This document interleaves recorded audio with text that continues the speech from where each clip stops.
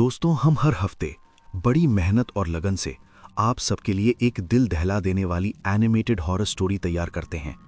तो अगर आप हमारी यानी स्केरी ड्रीम्स चैनल की इन खौफनाक कहानियों को पसंद कर रहे हैं तो हमारे चैनल को सब्सक्राइब ज़रूर कीजिए।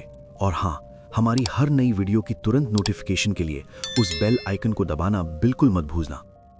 ये कहानी एक एकदम सच्ची घटना पर आधारित है और ये हमें हमारे एक पुराने सब्सक्राइबर कार्तिक ने भेजी है।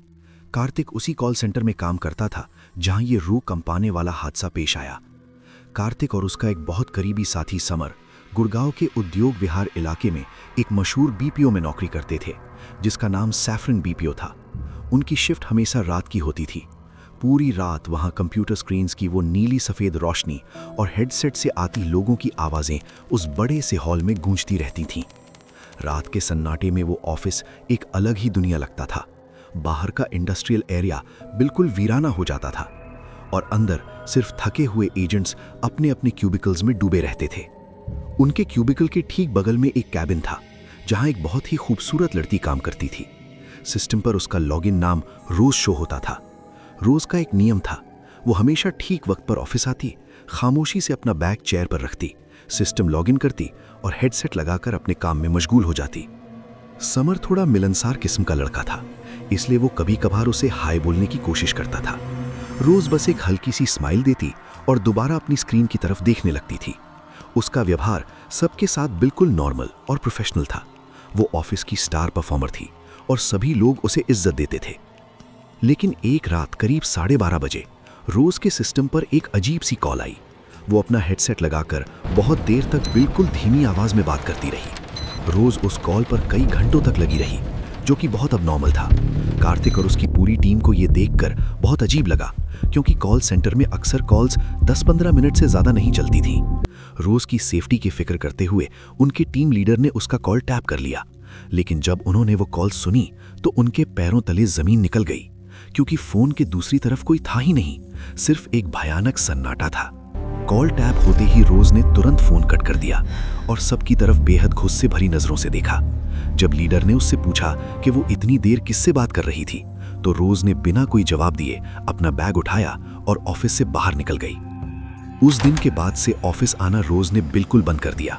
शुरुआत में किसी ने इस पर ध्यान नहीं दिया, लेकिन जब 3 दिन बीत गए और उसका फोन भी बंद आने लगा तो मैनेजमेंट को फिक्र हुई। टीम लीडर ने उस एड्रेस पर कांटेक्ट किया जो रोज ने ज्वाइनिंग के वक्त फॉर्म में भरा था। फिर वहां से जो खबर आई वो सुनकर सबके रोंगटे खड़े हो गए।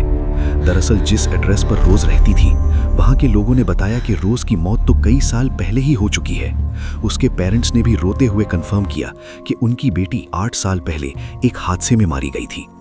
जब ये सच्चाई पता चली तो ऑफिस में एक भयानक डर छा गया। कार्तिक और समर एक दूसरे को हैरान होकर देखते रह गए। उन्होंने रोज को हर रोज अपनी आंखों से देखा था।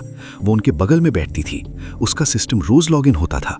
अगर वो सालों पहले मर चुकी थी तो सवाल ये था कि उनके साथ हर रात काम कौन कर रहा था।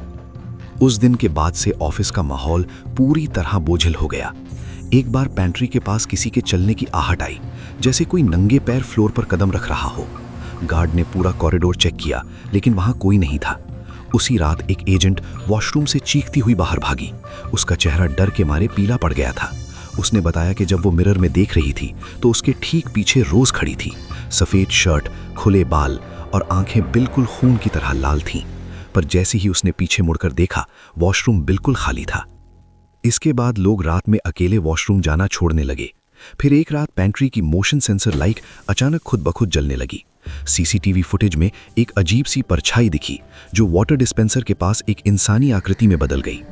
एक देर रात जब कार्तिक अकेला बैठकर अपना काम खत्म कर रहा था, तभी उसके सामने वाले क्यूबिकल का कंप्यूटर अपने आप स्टार्ट हो गया। स्क्रीन पर लॉगिन पेज खुला और रोज की आईडी ऑटोमेटिकली लॉगिन हो गई। कुछ सेकंड्स बाद सिस्टम खुद ही लॉग आउट हो गया।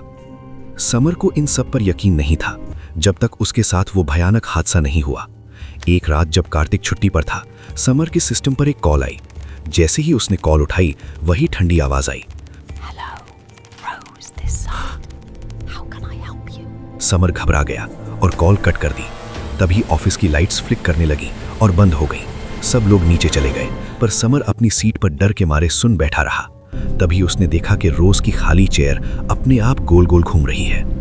वो पेंट्री में पानी पीने गया, पर वहां उसे महसूस हुआ कि उसके पीछे कोई खड़ा है।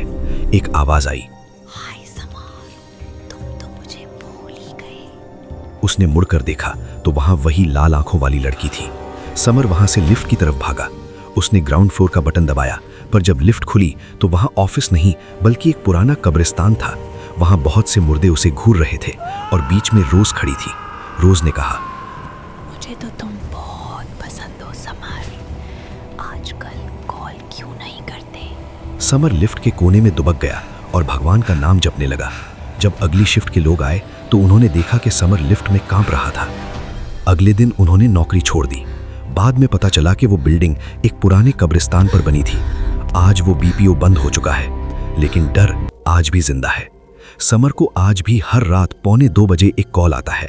फोन उठाते ही वही स्टैटिक साउंड और वही आवाज गूंजती है, hello Rose this side, how can I help you?